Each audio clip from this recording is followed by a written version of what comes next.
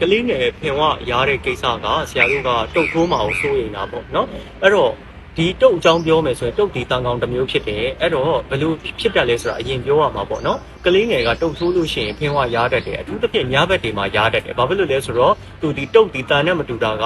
တန်ကောင်က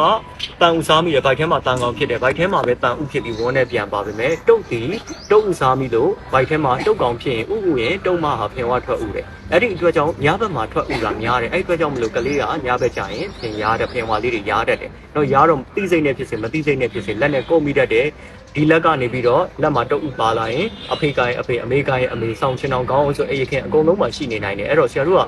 တုတ်ထိုးပြီဆိုရင်တန်ချသေးတိုက်ရင်တယောက်တည်းကလေးတယောက်တည်းတိုက်လို့မရဘူးတဲ့အိမ်လုံးတောက်ရတယ်ပြီးရင်ဒီနေ့တောက်ပြီးရင်နောက်တစ်နေ့မှာ